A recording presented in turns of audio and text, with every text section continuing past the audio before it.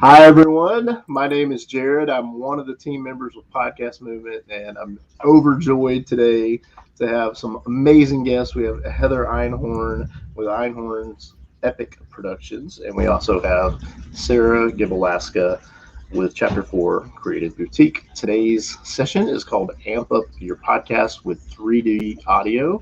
So, Heather and Sarah, thank you so much for joining us today. Thanks for having us. Yeah, and if you'd be willing, maybe you could start us out by just sharing a little bit about yourself and what you're working on, and just catch people up who may not be already familiar with what you're doing. And then we could dive right in. Okay. Sarah, do you want me to go first? Sure. Okay. I'm Heather Einhorn. I'm the co-founder and CEO of Einhorn's Epic Productions. We produce heroic franchise IP for underserved fandoms. That's a lot of words, but basically it means we do female forward, inclusive, LGBTQ plus content. We all come from comic books on this team, so everything we do is action adventure, comic book style. And we are in partnership with iHeartRadio, producing a slate of YA scripted podcasts. That's one of the many things we're working on. And I am Sarah Gibble-Laska. I am the co-founder and CEO of a creative boutique called Chapter 4, where we specialize in sound and music for TV, film, podcasts, and immersive content. My background is in sound to picture, but I have been doing podcasts now for a few years. And obviously I love the audio forward space because it puts puts my field at the forefront, which is wonderful. Right now I'm working on a bunch of podcasts, including See You in Your Nightmares, which is how I met Heather. And we'll also be working on another podcast of hers coming up shortly, which I'm not sure if I'm allowed to talk about, so I'm not going to mention it. But this, I can say, this has been the most exciting podcast I've ever worked on. It's so fun to work in a narrative and creative space, whereas, a lot of other podcasts that I have worked on, which are also fun and enjoyable, are more like an interview style. So this has definitely allowed me to flex my sound design muscles a little bit more. So I greatly appreciate the opportunity, Heather. Awesome. The feeling is mutual. This is definitely the most fun we've ever had working on a podcast. Yeah, for sure. So yeah, just to kick things off, maybe we should just talk about See You in Your Nightmares and the fiction. So what Sarah and I are, just to give a little bit of color to sort of how we're going to shape this conversation about 3D audio. Sarah and I are working together right now on a podcast called See You in Your Nightmares. It is about a girl named Harper who discovers that she has the power to jump into other people's nightmares, and we go from there. So it's very much a down the rabbit hole, surreal, dream heavy, we'll say, fiction podcast.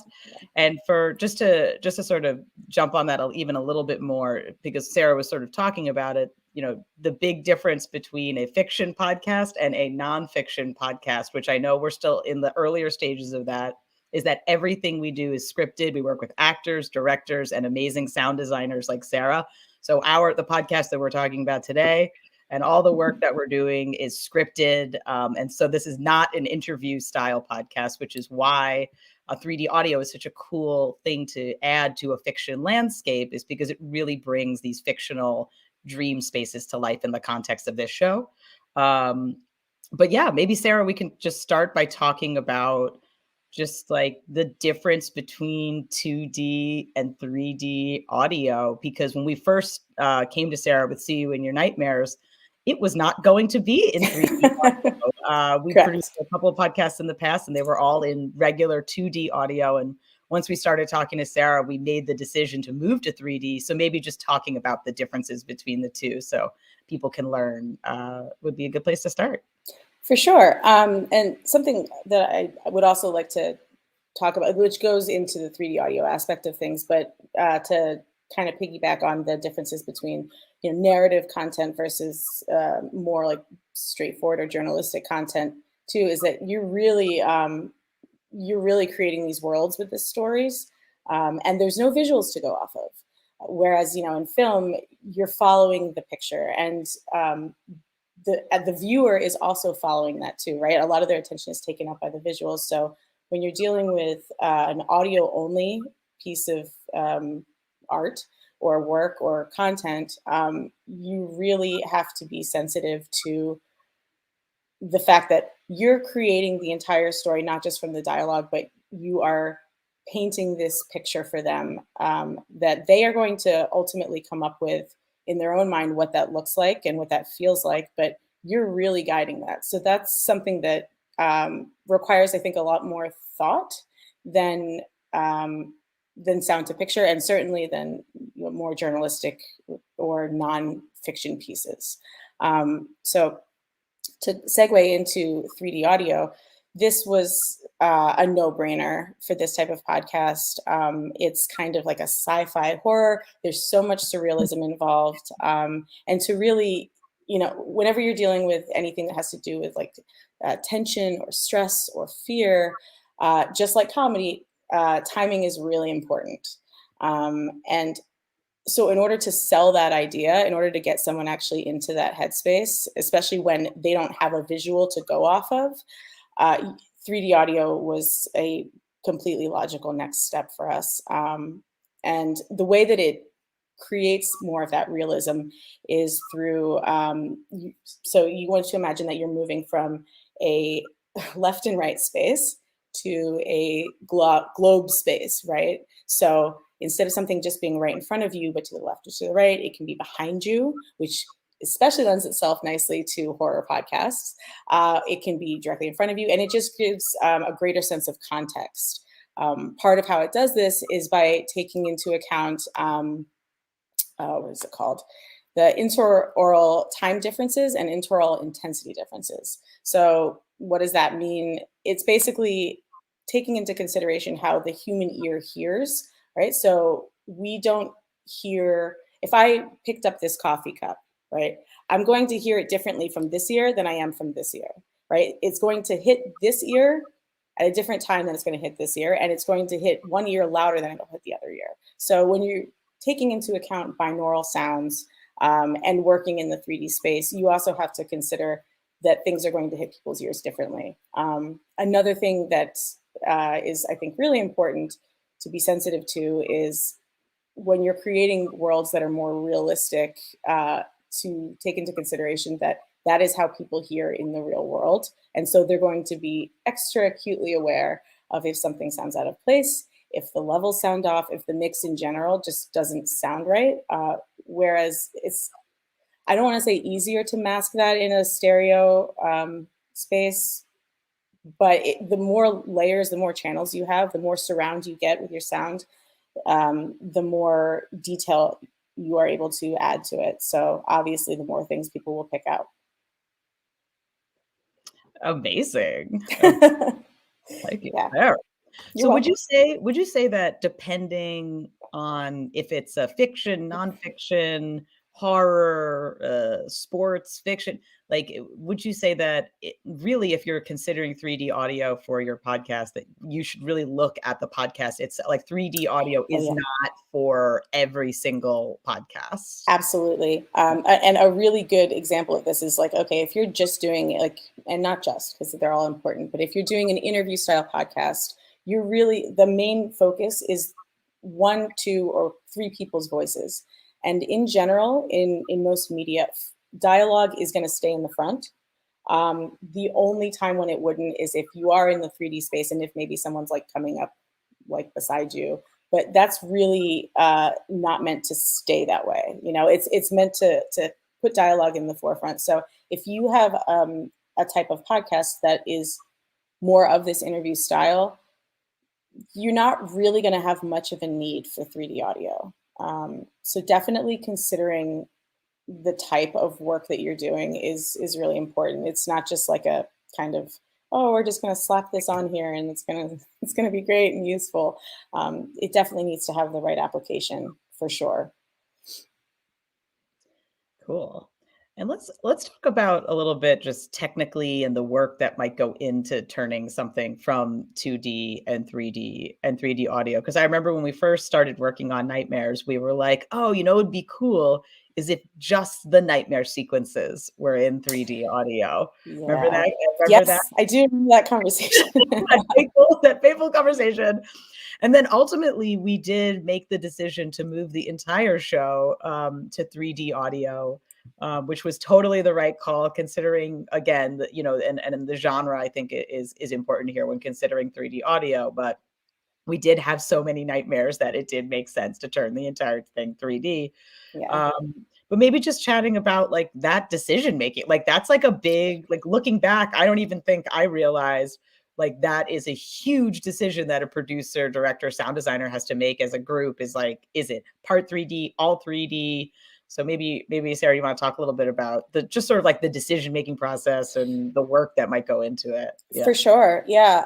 So when we were initially talking about keeping the podcast in 2D with the exception of the nightmares, our thought process was like, oh, it'll make it more immersive if we just like really draw them into this nightmare world and only use the 3D audio for that. But we came to realize that you can't control how people are listening to content. So let's say, even though we preface it, oh, headphones are definitely recommended, somebody might be listening to it in their car. Someone might be listening to it on speakers. Someone might not be able to have headphones on for whatever reason that might be. And when you're moving from an XY plane to a larger plane than that, so X, Y, Z, W, making those switches is going to be possibly confusing for people, depending on how they're listening to it, and again, jarring. And the overarching goal of any story that you're telling is to keep people in the story, not to pull them out of it. So if they're thinking that something might be wrong with their headphones, or something might be wrong with their speaker setup, or something's wrong with the podcast, which I really hope that they don't think that, then you've already lost someone's attention. And so to keep things consistent, we decided to stay with 3D audio throughout the entirety of the scene, which I think was 100% the right decision. Cool. I agree. So maybe on like a technical level, Sarah, do we want to, like, I don't know how down the rabbit hole we want to go in terms of like what you were talking about earlier, like layering audio and voices versus atmosphere versus sound effects, and sort of how those different, because we, you know, we have, at least for our fiction podcast, we have a different components that we're working with each scene. We have probably some music or some composition, we have VO, we have atmosphere, we have all these different, so maybe talk about how you try to balance out all of those elements together, you know, to bring to life these scenes in 3D audio. Because I think that's part of the challenge too, is like, especially fiction, you know, you really want to balance like voice and sound effects and keep it real. But if you're in fantasy sci-fi fiction, like we're doing, also the amount of unreal reality, sort of balancing the two. I think it could be pretty tricky. Yeah, it definitely can, especially because, as you said, like when you're dealing with scenarios that for most people do not exist in the real world, you have to still have some element of rules to whatever world you're creating, right? So like it still needs to make sense, even if it's stuff that is fantastical and surreal and wonderful, which has been the case so many times with this podcast, which is why it's been so fun. So from a technical standpoint, I first would like to give a quick plug, because my one of my partners, my business partner, who is an amazing composer, Kareem Duwaidi, did all the music for this podcast, and he did an amazing job.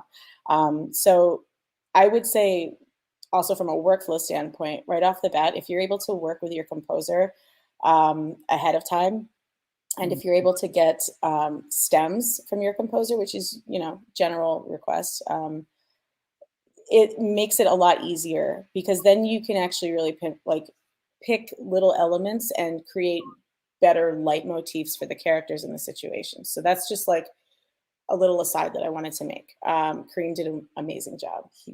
The He songs have been in my head for months now, so that's a good testament to his. Make sure you like your stems, because you're going to Yeah. listen to them 10,000 times. It's Yes. also a note for everybody. Make sure you really, really like them, and they really do reflect the energy, especially on the fiction side, because you're going to be living and breathing those stems for sure.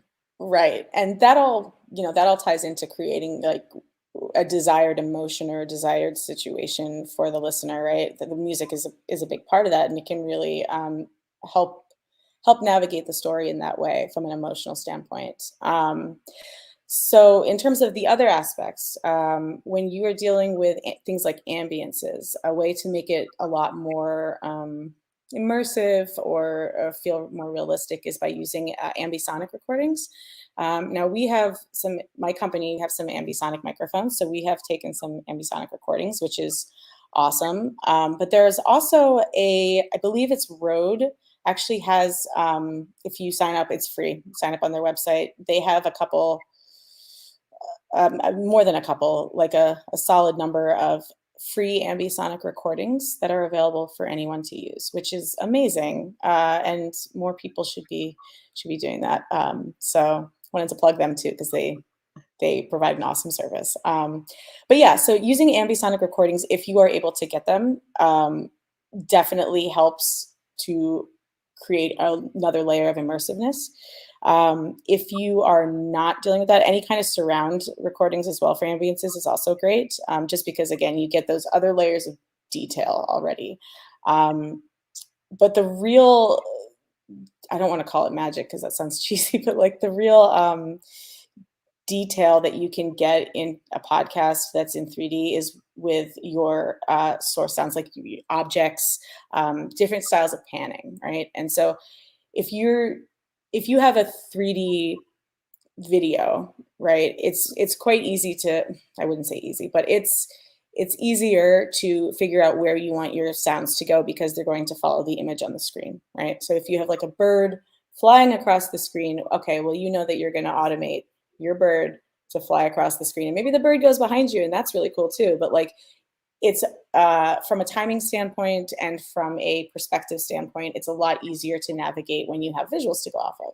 When you don't, again, those decisions are all yours. So it's up to you to decide how close you want that bird to be. It's up to you to decide if that bird is going to denote a tense point in the conversation and it's far away. We use a lot of birds in this podcast. Love birds. But that's like a really great and useful tool, is panning like object sounds. And very frequently you're going to need just a mono track for that, right? So you don't usually want to use a stereo track for those, as with all like Foley, footsteps, that sort of thing. Anything, props, anything like that, you're going to want to keep those in the mono space. I don't know if I answered your question properly, but I think there's a lot to jump off from there. Maybe we could talk about, you were sort of touching on it a little bit, but the idea of using objects and, things that are in the natural environment of your scene, and picking and choosing what 3D or how to utilize, I would say, unlikely assets. Like the birds is such a great example, because I have a feeling a lot of people out there that are listening to this are probably not considering birds, cups, because especially a lot of podcasts are not like ours, that are set in crazy dream worlds where, there's like, oh, we have one episode where there's like a pack of wolves. And so it's easy to not playing a football game. Yeah, they are playing football. This show is so crazy, guys. But it's more straightforward to say, hey, there's a pack of wolves and they're going to be growling, and that's going to create tension. But if you're creating a fiction podcast that's more set in the real world, just sort of making and I think creative decision making is such a big part of 3D audio. At least that's what I've learned through this process, because this was our first time working in 3D audio as well. is that it really does come down to, you know, your perspective and decision making. But maybe we can chat about that for a second. Just like unlikely, you know, dramatic moments that can come from 3D audio, and not just keeping like laser focused on like, you know, just like the normal environmental sounds. For sure. So I always think of sound design in terms of these layers, right? So you have your environment, right? And I should say too that part of, or something that was really, really helpful in working with Heather and Adam on this podcast was we like discussed in detail these locations of where the scenes were going to be set. They showed me photos of exactly what they had in mind. So that really helped me to like envision what that world sounds like. And if that world is near a water source, then there's going to be birds. If it's in a forest, you're going to try to think about all of the sounds that would be in that environment and how you can use them to your emotional advantage as well. So for instance, let's see, if I was in the forest, if my scene was taking place in the forest and it was nighttime, so that's another thing you want to consider: location, time of day.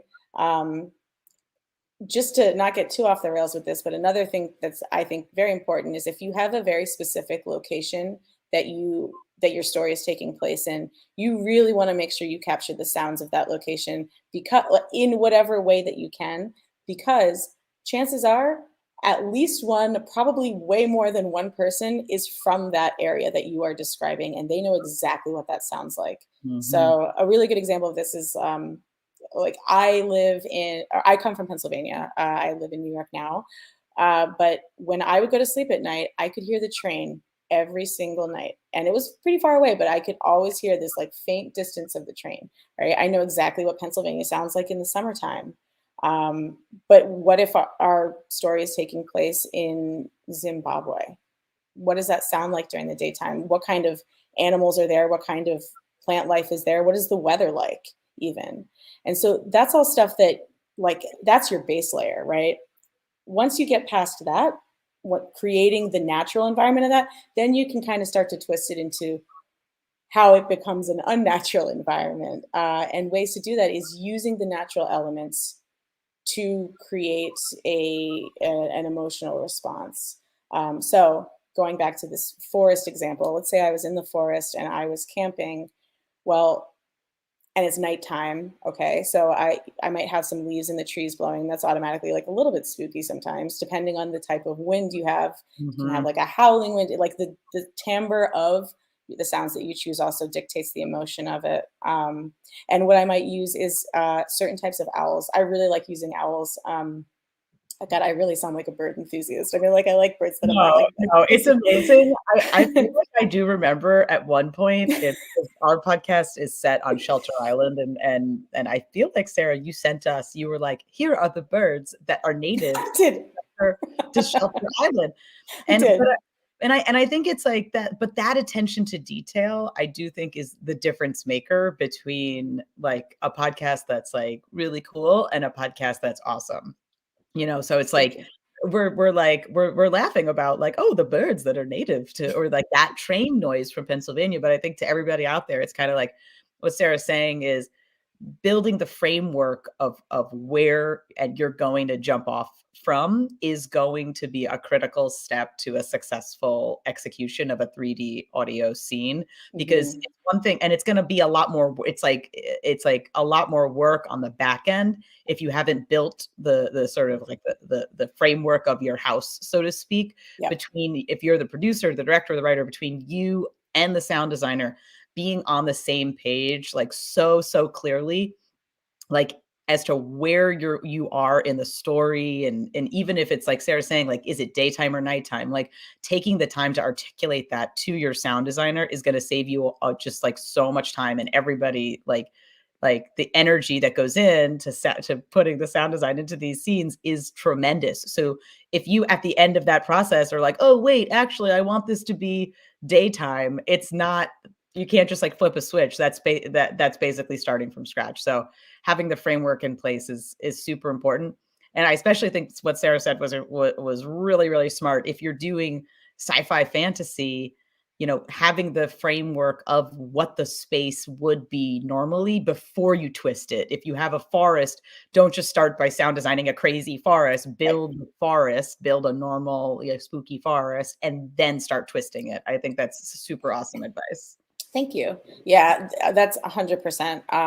And another thing, when we're talking about location too, that like Heather and Adam and I talked about extensively as well, is where that person is in the space, and what the layout of the space is even. So for instance, we might have, one character going from one room which is like a laboratory, to a kitchen, let's say, just as an example. Okay, well, where is that kitchen in relation to it? Because that's also going to dictate how long does it take that person to get there? Yep.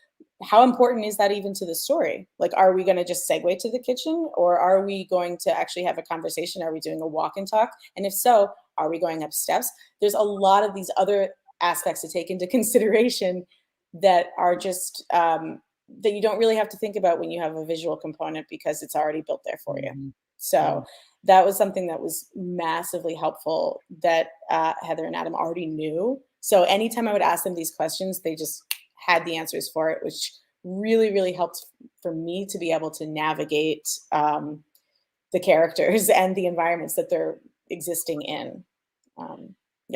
No, that's a great detail, because it will save you and your sound designer an incredible amount of time. Like when Adam and I are constructing these fictional worlds, it's kind of like I like to think of it as like a play, and we are actually basically putting the characters, staging the play in our heads. So like Sarah is saying, like, I know that the doctor's office is about 10 footsteps away from the laboratory. So when they walk down that hall, I already know what that looks like. And that's just like, again, it's like having that framework in place and really having like the vision that you if you're working with the sound designer in conjunction or however it is, you can also like I would say it's also really important to be flexible, because I could say to Sarah, I think the doctor's office is like 20 footsteps away. And then you hear it come to life and you're like, wait a minute, that's way too long of a walk. Yeah. You know what I mean? Like, what are we doing? This office is much closer. So it really is a dialogue between everybody, because also I think, something important to take into account is, you could have this vision in your head of what this amazing sequence sounds like, but until this is something we've learned, especially with fantasy, sci-fi, until you hear that first draft, some of the sequences, and again, without visuals, which is like the big creative challenge, especially coming from comic books, which is all visual, for us moving over to fiction podcasts, which is virtually, I mean, we have like our one piece of amazing key art, but like, other than that, it's really our imaginations that are bringing this to life, which is what makes audio so special, I think, because it is that intimate experience with you and your imagination. And these characters look like whatever everybody wants them to look like in their heads, which is so cool. But yeah, it is like, I have found so many times that what we wrote on the page was like really just like a framework for a conversation between me and Sarah, or Adam and Sarah, or all of us, or Jordana, our amazing director as well, of saying, wait a minute, like, do we really want meat hooks swinging in this? And how heavy are the meat Spoiler, hooks? we did want meat hooks. Yeah, we did. That was real. But then it was like, but again, like the level of detail, which I think that's one of my favorite scenes. We had this, our lead character Harper literally falls down basically like we'll call it like a Matrix / rabbit hole cave situation, because it's like sci-fi future tech in this show. She falls into this cave, and that's a great example of like, okay, so now what? Does the cave have dripping water? Are there meat hooks in this?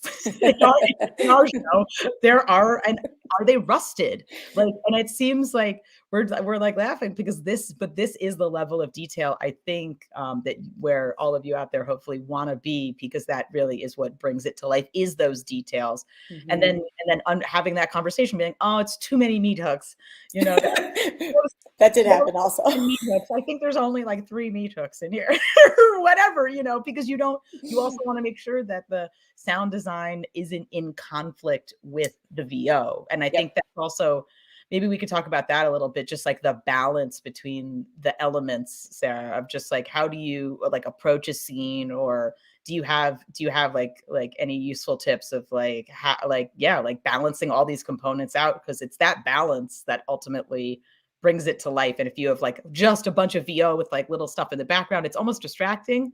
But if you have too much sound design and then you can't hear the VO, you're just like too out. So it's really tricky, I think. Yeah, it is really tricky. And another thing that, sorry, I just lost my train of thought. Just to like, again, piggyback onto what you had just been saying, just being able to have open lines of communication with the people that you're working with, whether it's your sound designer or your director or your composer, or, you know, the creator, like I've had with Heather and Adam, is super important, because as you were saying, there's things that you'll write out and they make complete sense like in your head. And then you realize like, okay, well, actually there's no visual to go along with this. So how are we going to represent this sonically? And is it going to be confusing for the listener? Because we know what the script says, like we know what it's supposed to look like and feel like, but how are we going to represent that when all we have to go off of is sounds? So that, just as like a little tag onto your point, which I thought was a really good one. Now, in terms of balancing out dialogue and ambiences and everything else that goes along with, especially very surreal scenes, I always start with dialogue. So, you know, whenever we have finished the recordings, we put together a dialogue assembly first, because the very first thing you need to get down is the pacing of the conversation. That has to feel natural, because again, how many times do you talk to people throughout your life? That is something that just comes natural to most of us as humans. So that is going to feel inherently off if the pacing is off. Now, sometimes pacing can be used as a punctuation to the scene or to the emotion. So someone might take a little bit more time to respond, and then you know that, okay, like maybe they are weighing their response. Or if it's too long, you're like, oh, something's wrong. Someone forgot. That's the number one thing you want to avoid, is someone thinking something's wrong with the podcast, from like a technical standpoint. That's such a great point, because it's such a fine line between a dramatic pause and what Sarah's talking about is the dialogue edit, which is the step that happens before we even get to all the fun sound design, is locking in your dialogue and the pacing between all the characters. Because there is a fine line between a dramatic pause that's like, wait a minute, is like something happening, versus like, where did is my phone still working? Like, it really is. I love that. Yeah, I mean, that's definitely number one. And then that also allows for, you know, the director and the creators to start listening back to it more critically, because now they have something to go off of that is not just the script. So usually the way we've been doing it is, you know, I'll send them a dialogue edit and they'll start giving me feedback on the dialogue edit while I'm starting to work on the sound design. So, and then the next step for that I usually do is, you know, I'll create these markers within my session of each location. Again, location is super, super important. I know it sounds cliche about location, but like it makes sense from a sound design perspective as well, because you also want to make sure that your locations are consistent. For instance, with this podcast, there is a room where there is a AI machine, and there are a lot of very specific little bleep, bloop, blops, and other technical sounds that go along with that. There need to be at least those sounds, and sometimes more, sometimes less, depending again on the situation. But there needs to be that baseline. So if I have my markers there ahead of time, I know, okay, there's like 4 instances where we're going back to this location. So I at least have that as my framework. And that automatically will set the baseline for how busy your scene is as well. And then you can start layering things, and it makes it easier to build that up or take things away.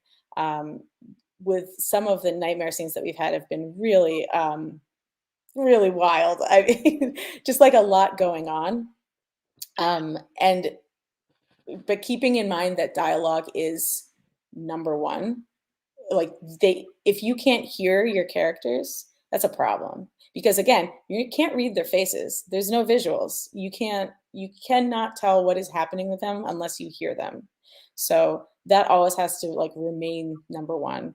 And then beyond that, you really want to use sound design to accentuate the situation.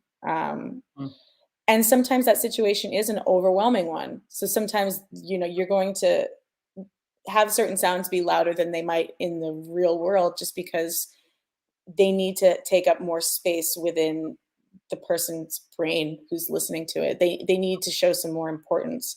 And whether that's by dialing everything else down a little bit, or raising the level, or EQing,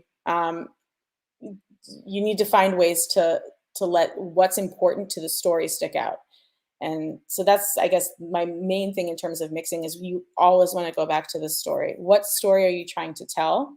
Like, it's not enough for like, oh, this just sounds cool. Like, well, great, it sounds cool, but like, how is that helping to tell the story? And so if you ever find yourself feeling like you have like a really muddy mix, what I'll start doing is I'll just start muting tracks and seeing how it sounds. I start taking things away, because it's very easy, especially in very surreal situations, to get really muddy and to just get, and then nothing is defined, and then you just have this weird soup of sounds, and that's not good either. So that would be my advice. If you ever find yourself with too much, then start muting things out and seeing how it sounds. I think that's a really smart piece of advice. And I feel like we've utilized that throughout this show, is just like start with more, and then it's easier to pull back. I love that. I think and we'll be like, okay, mute this, and we'll work through it together. Yeah. But I think that's hugely, hugely important, because also, sometimes Sarah will put things into these scenes that I would never have thought of as well. And so it's like, well, wait a minute, that thing that we wanted, like, let's actually turn that down, because this thing that you put in there, we should actually replace that. So it also gives you, I'd say, like, from a producer perspective, like, allow your sound designer to do that, because it also allows them to, tag in with their own creative voice on the show. Because I like to think of, like, it's like, because there are so few elements to a fiction scripted podcast, like the sound design, the VO, the music, and that's basically like this. So this person, on a visual project, wherever they are in the ecosystem of the creative team, but on a podcast, it is a critical person on the team, and you really want to, I'd say, from a producer perspective, give them the creative freedom to come up with ideas and just present you with something, and then you workshop it together, instead of being very prescriptive about it. Because I found that there have been so many surprises on this show of just interesting creative things that I never would have thought of. It's like, oh, we're tumbling down this cave, but it's like even cool. Like the script will just say, and then she tumbles, right? And that gives Sarah a jump off point, but you want to give her the freedom to be creative and to do something cool, because that's also how you make your podcast unique, is by allowing that sort of creativity to happen. Yeah. Which has been awesome for me. It's been such a like refreshing experience to be working with you guys, for many reasons, but specifically for that reason, is not being too rigid, and allowing someone to give their own interpretation of that. And again, that goes back to communicating with the people that you're working with too. Like, I feel Heather and I have had many, many, many, many conversations about what certain things should sound like. And sometimes we change the scene because it lends itself better to the story after we've talked it out. And so being able to communicate what you want, and also being flexible enough to allow that sound designer to interpret what you mean by that, I think has been really helpful, for sure. Oh my gosh. And fun. It's been a joy, honestly. Yeah. And it's really been a joy. I think the communication point is critical, especially if you're entering into the world of 3D audio. It just means the communication needs to be even more on point. Yeah. Because there are so many more details that come to life, I find, in 3D audio. Mm-hmm. And just, like again, just having a clear vision, but also the flexibility to find like happy surprises throughout the creative project process, I think is like something that we did on this show that was very beneficial. I mean, like Sarah was saying, like we had entire scenes that once we heard them come to life, I'm thinking about Esme's nightmare in particular, that was like, we had this whole vision in our heads of like, and especially if you're doing action sequences, like like thinking of your sound designer as as almost like a writer as well, like, and making sure that they're engaged on a story level, because you really are telling a story with sound, especially with action. All of a sudden the sound is like, that's all you got, because you got like heavy breathing and running, but where are you running to? Is there a sword? Does the sword just appear like bing, like a video game, or does the sword, like, is it unsheathed? So this is how we talk to each other now. We're just like beep boop, beep, boop. You develop this language, and you sound crazy. I even when we were working with Kareem on the composition, it was like, I was like, can I get more like crazy sleep? And you're just like, talk, and don't be afraid to sound like a crazy person, I would say. This is the number one thing. No, we're all mad here. Definitely. Yeah.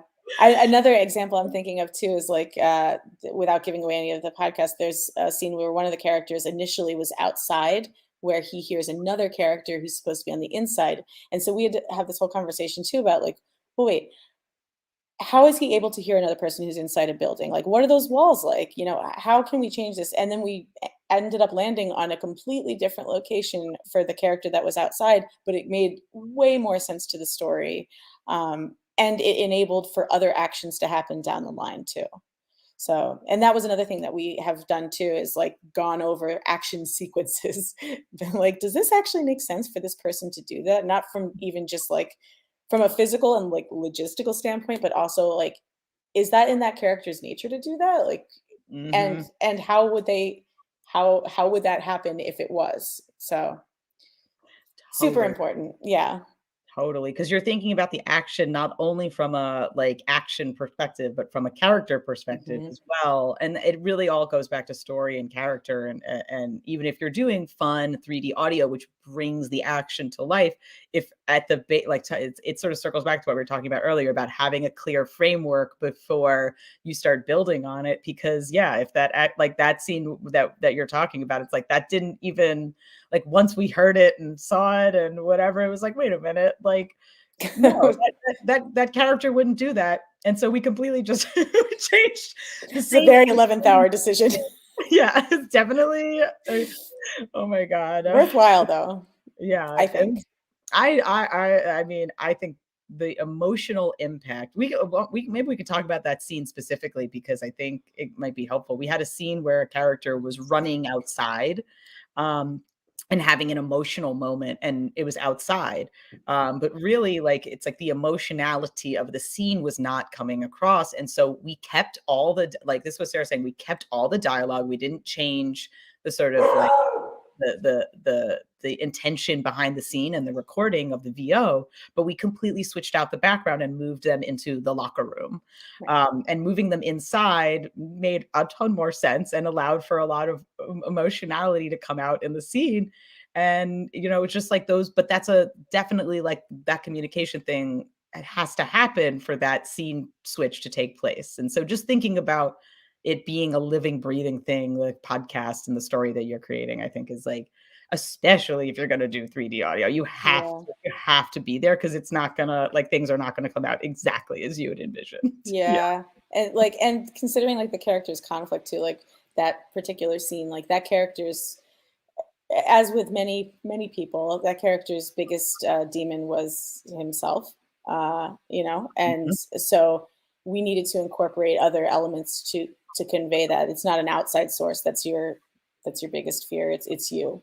And it also like very synergistically worked well for a variety of reasons to move the location for that character, like for so many reasons.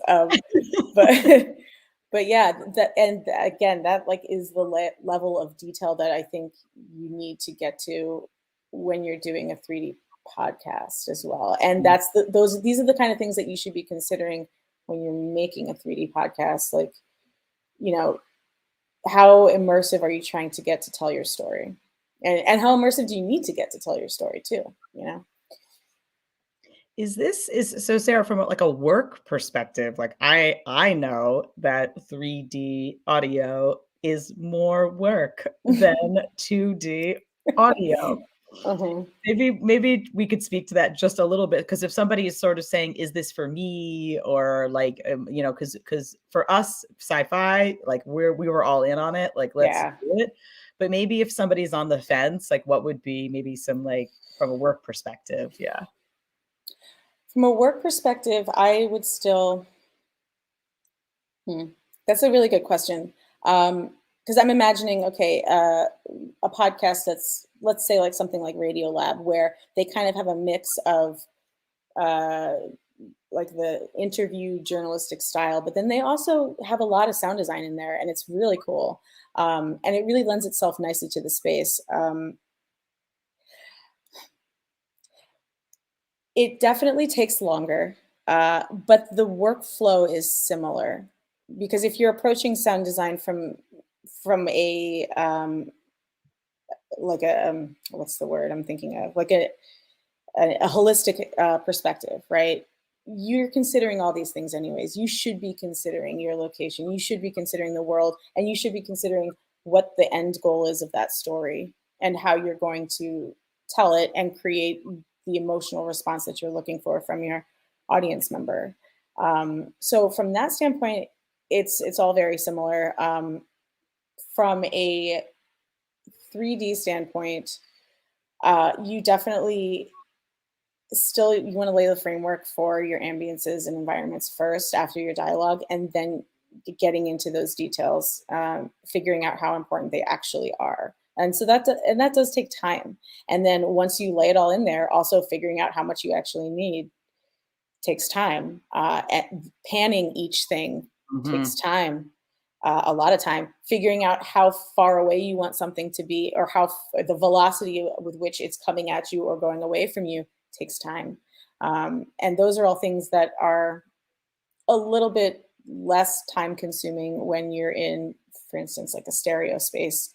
Even if you're like mixing surround sound, that also similar idea of like, how far back is your object flying, or how far away is the person that's coming at you or going away from you. Like anytime you move off of like a 2-channel plane, you have to start taking those elements into consideration. So building in that extra time into your schedule, into your budgets, into your overall day-to-day workflow is going to be super important. And I would say tack on, it's different for everyone and for every scene. So I don't want to like give a specific, like, oh, it's going to take 2 more hours to every blah, blah, blah. Cause I don't have an answer for that, unfortunately, but no, but it is more, I think it's like, that's something to consider if you're looking at 3D audio, is that it is definitely more work and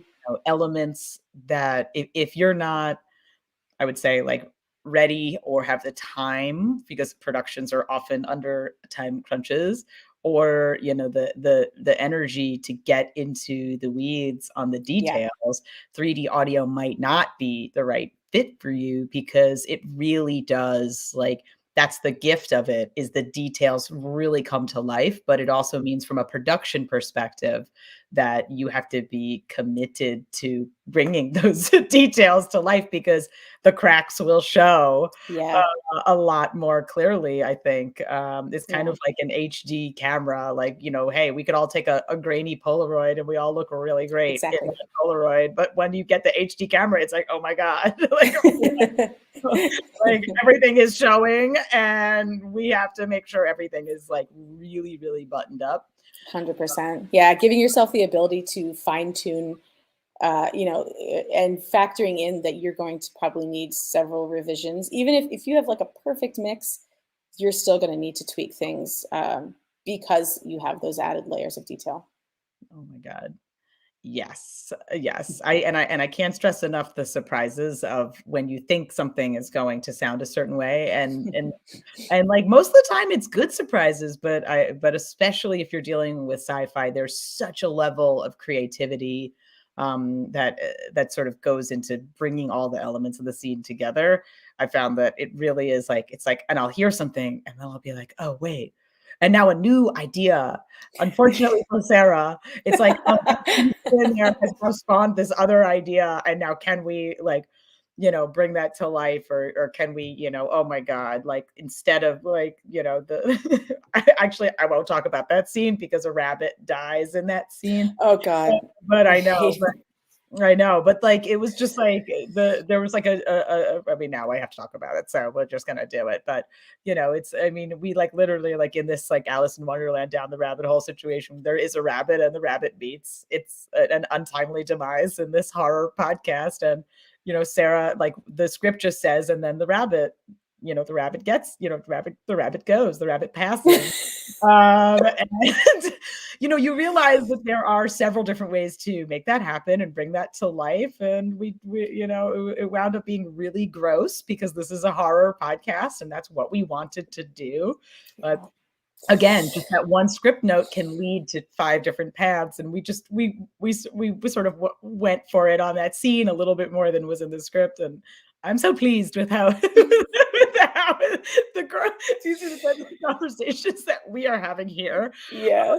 But it's that attention to detail that I really do think brings these shows to life. It's really true. It's and again, like having that vision or being able to workshop that has been awesome, and it's invaluable to have that. Oh my God! Thank you, Sarah, for going on this journey with us. Oh my God! Yeah, work with people who will go there with you. That's a good piece of advice. If you're doing 3D audio in the fiction space, I just think it's like, like high level, like it's a bigger decision, I think, than most people are like, oh yeah, 3D audio, like da, da, da, da. I think it's a big conversation to have. I think it's a communication conversation. It's everything. Is it the right fit for you? And do you have that rapport with your sound designer to actually do it? Because you have to be able to get silly, I think. Get weird. Yeah, for sure.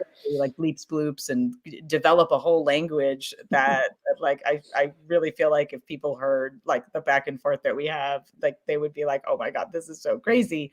But I think that really like, that's what makes this show special, is that all of the work that goes into that, like really, I think comes through, and the audience is experiencing it in this really, really cool way. So again, I think it's a big decision. It's something to certainly have a legit conversation with, and if the answer is no, I think that's okay too. Like totally. I don't think it's for everybody. It's also what I have learned, especially something hyper realistic. Maybe it's pushing it to the brink. We have another podcast that is coming up, that's Lethal Lit season 2, which is a murder mystery podcast, and we are like about to get into it right now. And that's like the opposite of nightmares, because it's not these surreal nightmarescapes. It's really a straightforward neo-noir detective situation, and so it may or may not, like, this is actually a conversation that, Sarah, we should have, like, because we have on this podcast right now. I know, right now. Live debate about whether it makes sense to do 3D, because maybe the cracks show too much and the reality that we're trying to bring to it won't make sense, because the conceit on, and this is where, from a story perspective, right, all this sound design stuff has to have factor in. Tig is a teen podcaster, and maybe her podcast doesn't sound so, like buttoned up and perfect. Maybe there is futzing and sort of like, she's a teen, so it's not like she's a profesh, like we are, like with we have a professional right now. But yeah, I think it's just like, these are big decisions. I think looking back, I mean, because at the time we were like, yeah, let's do it. Like, now, totally, it's so cool. I think it's like a substantial decision to make. Yeah, no, it definitely is. And yeah, it was totally the right decision for this podcast, 100%. Because also, like, has been the most fun thing I've ever worked on. Like, so I may just try to sneak in some, horror Easter eggs until people. I won't do that. Maybe. Oh no, we're definitely gonna do it. It's gotta happen. Maybe we could end the session. Maybe we talk about our favorite scenes from See You in Your Nightmares. Yeah, it's a tough one. I'm like, let me think about that. Yeah, we could think about that for 1 second. And then while we're thinking about it, I'll just say, as we end our session here, the podcast that we have been laughing about is called See You in Your Nightmares. It can be found on literally every single podcast platform, Spotify, iHeart, Apple, anywhere you listen to podcasts, you find See You in Your Nightmares. And yeah, like please check it out. It's horror, psychological thriller. As you could see, it was super fun to make. Yeah. So we had a great time. We hope you have a good time. Sarah, do you have your favorite to end the session? Do you have your favorites? I've got two, which it's I'm so excited to actually hear what Sarah has. So one of my favorites is definitely. Can I say which character's nightmare it is, or no? Yeah. Okay. Yeah. Don't give away. Try not to give away too much. Yeah. Okay. One of my favorite ones was Alfie's nightmare. From a sound design perspective, I spent a lot of time on that one, and it was really fun. And it had to do with aliens in a school. And that's all I'll say about that. But it was really challenging for me and really just really fun to work on. And then the second one that I really loved, oh man, there were so many. I have loved working on this, obviously, but I loved the cabin scene with the smile with this creature who has knives for teeth. It is a lot less. The scene I'm thinking of is a lot less chaotic, but it allows you to focus your attention on what's actually happening. And I thought it was very creepy. So I always feel like that's a good litmus test. Like if I'm making it and I get freaked out, then I feel like that's pretty effective because I already know what's happening. So awesome. What about you? Oh my God. Well, those are definitely in there. The Alfie alien sequence and the cabin, that whole, which basically like that whole cabin sequence turned into like, that was basically half the episode. And that was, oh my God, guys, there was the episode that Sarah's talking about that has this creepy cabin also wound up having like 4 other nightmares in it. So that just the journey of that episode, I'm so proud of the work on that episode because it was such a tricky, creative situation that we put Sarah in, and she really rose to the occasion. And I don't even know how we brought that episode together, but I'm so proud of it. Those 2 sequences are great. Knives for teeth, like bringing that to life, having an entire conversation about how much, sheathing and because you still want to hear the VO and bring that element to life. Like that was super, super fun. I would say the Esme nightmare, that episode wound up being titled Killer Quinceañera.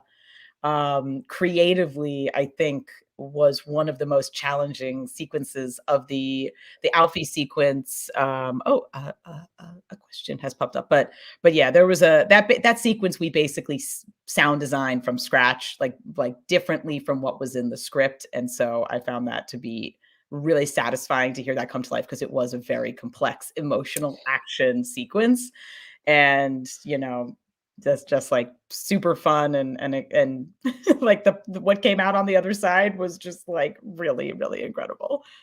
Let's see. I mean, I completely agree with you. So we did get a question here. Do you want me to read it? Yeah, do it. Okay. So the question is from Plastic Audio. Do you think nonfiction podcasts will begin using surround recordings, especially since Dolby Atmos allows listeners to use standard headphones, thinking mainly for podcast docs? I absolutely think it's a great application for that, especially if you have like field recording ambiances from the scenario or the location that you're talking about. I'm thinking of actually a 360 doc short that I did, that my company did with the White Helmets of Aleppo, and that lended itself quite nicely to really getting across the weight of the situation. I definitely think it's going to happen, especially since, like you said, Dolby Atmos allows for listeners to use standard headphones now, so you don't need anything special or any kind of special arrays or setups to be able to hear it in that level of detail. So yes.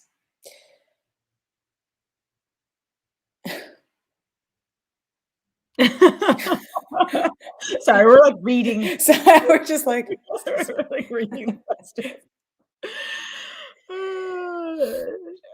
So Sarah, do you want to read that one? You want to read that one? Sure. Any plans regarding Amazon's Audible 3D audio? You'll rub shoulders with folks like Dan Wills and J.K. Rowling.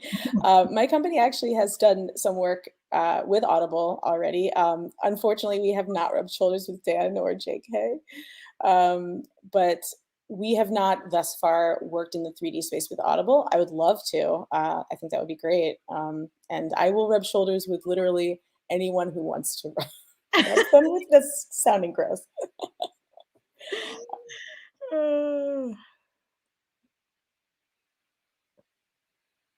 It's, again, we're just reading stuff. Question. I'm so sorry. Okay.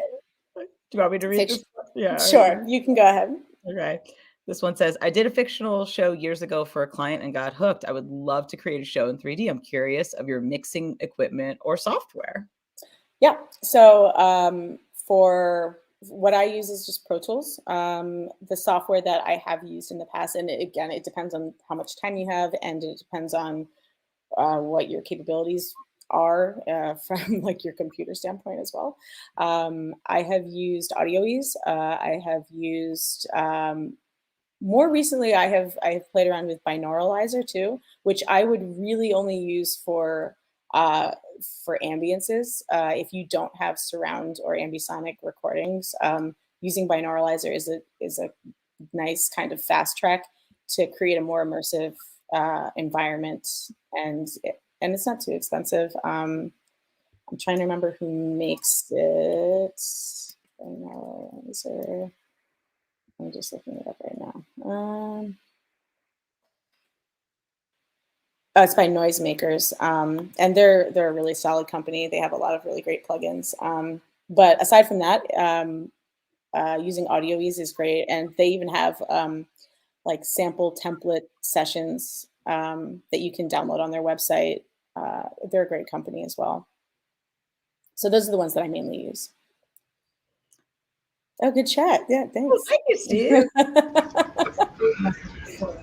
Ladies, we've kind of hit our time mark, so all good. I want to say thank you so much to Sarah and to Heather, and hope everybody will check out the podcast. Of course, it's See You in Your Nightmares, and we posted the link in the chat so people can click on that and check that out. Sarah and Heather, thank you again for your time. Great. Thank